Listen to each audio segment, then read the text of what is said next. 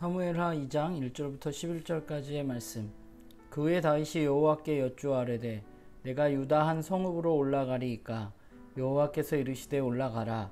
다윗이 이르되 어디로 가리이까? 이르시되 헤브론으로 갈지니라. 다윗이 그의 두 아내 이스라엘 여인 아히노함과 갈멜 사람 나발의 아내였던 아비가일을 데리고 그리로 올라갈 때에 또 자기와 함께한 추종자들과 그들의 가족들을 다윗이 다 데리고 올라가서 헤브론 각 성읍에 살게 하니라. 유다 사람들이 와서 거기서 다윗에게 기름을 부어 유다 족속의 왕으로 삼았더라. 어떤 사람이 다윗에게 말하여 이르되 사울을 장사한 사람은 길르한 야베스 사람들을 이니이다 하매 다윗이 길르한 야베스 사람들에게 전령들을 보내 그들에게 이르되 너희가 너희 주 사울에게 이처럼 은혜를 베풀어 그를 장사하였으니 여호와께 복을 받을지어다. 너희가 이 일을 하였으니 이제 여호와께서 은혜와 진리로 너희에게 베푸시기를 원하고 나도 이 선한 일을 너희에게 갚으리니 이제 너희는 손을 강하게 하고 담대히 할지어다. 너희 주 사울이 죽었고 또 유다 족속이 내게 기름을 부어 그들의 왕으로 삼았음이니라 하니라. 사울이 군사령관 넬의 아들 아브넬이 이미 사울의 아들 이스보셋을 데리고 마하나임으로 건너가 길르앗과 아술과 이스르엘과 에브라임과 베냐민과 온 이스라엘의 왕으로 삼았더라. 사울의 아들 이스보셋이 이스라엘 왕이 될 때에 나이가 40세이며 2해 동안 왕위에 있으니라. 유다 족속은 다윗을 따르니 다윗이 헤브론에서 유다 족속의 왕이 된 날수는 7년 6개월이더라. 네, 오늘 우리가 함께 읽은 말씀은 사무엘하 2장 1절부터 13절까지의 말씀입니다. 사울은 죽었고 이제 더 이상 다윗이 블레셋 땅에 머무를 이유가 사라졌습니다. 그래서 그는 이제 유다 땅으로 돌아가게 됩니다. 그런데 유다 땅으로 돌아가는 과정 가운데 오늘 본문은 다윗이 하나님 앞에 묻고 하나님의 뜻에 순종하는 그런 모습을 이야기하고 있습니다. 사실 생각해보면 다윗은 기름 부음을 받고 골리앗을 죽이고 곧 왕이 될 것 같았는데, 그런데 그가 기름 부음을 받고 골리앗을 죽인 이후에 그의 삶은 도망자 신세였고 또한 블레셋의 망명까지 하게 되었습니다. 그는 꽤 오랜 기간 광야 생활을 거쳤습니다. 그가 광야 생활을 거치면서 사실 그는 하나님이 원하는 사람으로 조금씩 자라가고 있었다는 것을 오늘 본문이 우리에게 이야기해주고 있는 것이죠. 왜냐하면 그는 이제 무언가를 선택할 때 하나님 앞에 물을 수 있는 사람, 하나님의 이야기에 귀 기울일 수 있는 사람이 되었기 때문입니다. 하나님의 말씀을 듣고 하나님의 말씀에 순종하는 삶, 사실 그것은 하나님이 이스라엘 왕에게 가장 원하는 이스라엘 왕의 첫 번째 덕목이고 가장 중요한 부분입니다. 이제 그는 하나님이 생각하시는 이스라엘의 왕으로서의 면모를 갖춰가고 있는 것이죠. 하나님께 물을 수 있고 하나님의 이야기를 듣고 하나님의 말씀에 순종하는 삶을 그가 살게 된 것입니다. 다윗은 하나님의 말씀에 따라서 헤브론 땅으로 갔습니다. 그래서 그곳에서 유다 사람들을 통해서 유다 족속의 왕이 되었습니다. 그는 아직 이스라엘 전체의 왕이 되지는 않았습니다. 그냥 12지파 중 유다 족속의 왕이 된 것입니다. 그런데 그가 왕이 된 후에 한 첫 번째 일은 좀 의미가 있는 것 같습니다. 그 일은 뭐냐 하면 길르한 야베스 사람들이 사울의 죽음에 대해서 장사를 지내준 것에 대해서 그들을 격려하고 칭찬하고 축복해준 일입니다. 사실 길르한 야베스는 친사울이라고 할 수 있는 사람들입니다. 베냐민 지파와 깊은 인연을 가지고 있었던 사람들이고 사울에 대해서 굉장히 호의적인 마음을 가지고 있었던 것이 길르한 야베스 사람들입니다.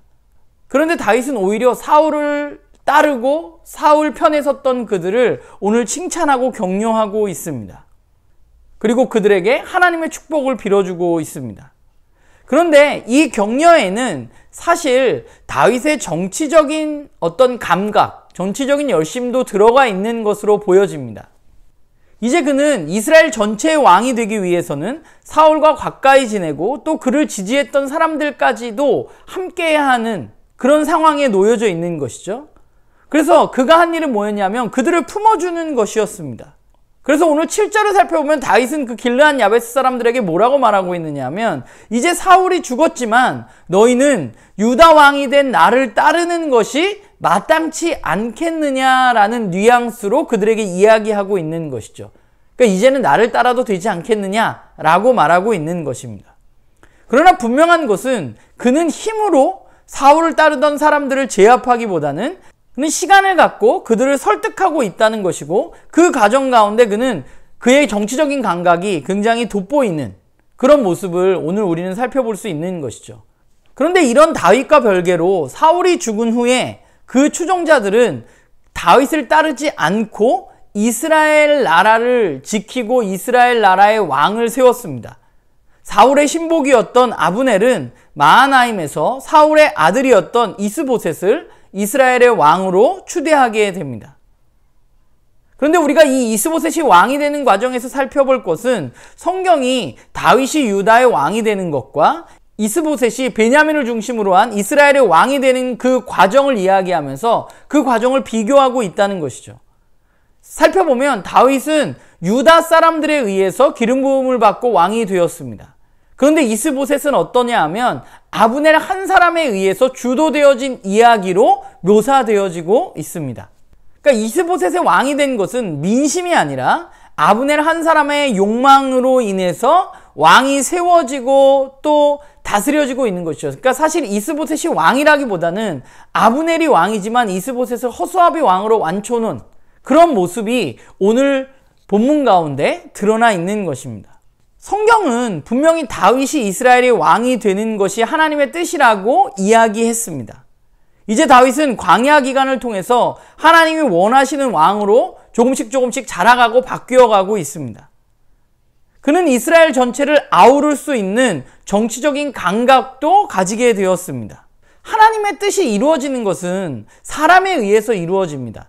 그리고 그 뜻은 어떤 사람이냐? 하나님의 뜻을 알고 하나님의 이야기에 귀 기울이고 하나님의 말씀에 순종하는 사람에 의해서 하나님의 뜻이 이루어지고 있다는 것을 사무엘하는 우리에게 말해주고 있는 것입니다.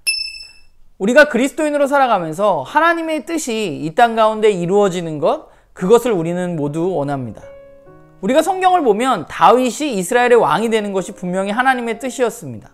사울이 굉장히 일사천리로 왕이 되었던 것과는 다르게 다윗이 왕이 되는 길은 그렇게 순탄하지는 않았습니다. 긴 과정과 고난의 시간이 그에게 있었고, 이 기간은 무의미한 것이 아니라 그를 왕으로 만들어가는 기간이었습니다. 그리고 이제 그는 하나님께 묻고 하나님의 이야기에 귀 기울이고 하나님의 말씀에 순종하는 사람이 되었습니다. 이 땅에서 하나님의 뜻이 이루어지는 것은 분명히 사람에 의해서 이루어집니다. 어떤 사람에 의해서 이루어지느냐? 하나님의 말씀에 귀 기울일 줄 아는 사람, 하나님의 말씀을 듣는 사람을 통해서 그 일이 일어나는 것이죠. 내 경험과 내 지식과 내 생각으로 판단하는 것이 아니라 하나님의 말씀을 듣고 말씀에 따라서 판단하고 행동하는 사람, 그 사람에 의해서 하나님의 뜻이 이 땅 가운데 이루어져 가는 것입니다.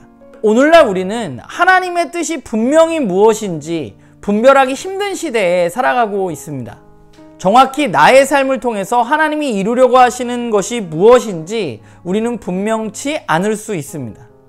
그러나 반면에 우리는 이미 하나님의 뜻을 알고 있습니다.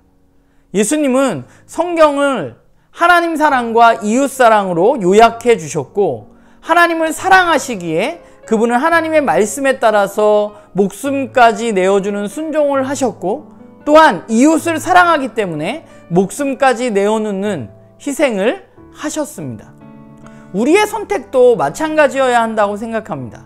우리의 선택은 하나님을 사랑하고 이웃을 사랑하는 삶에 대한 선택이어야만 합니다. 나만을 위한 선택이 아니라 하나님을 위한 선택, 이웃을 위한 선택을 하는 것이 하나님의 말씀을 통해서 우리가 이루어 가야 할 삶의 모습이란 생각을 하게 됩니다. 오늘 우리는 하나님의 뜻을 이 땅 가운데 이루어 나가는 사람으로 살아가야만 합니다. 그러기 위해서 우리는 먼저 하나님의 말씀에 귀 기울이고 그 하나님의 말씀에 따라서 순종하는 모습으로 살아가는 그런 우리 모두가 되기를 간절히 소망합니다.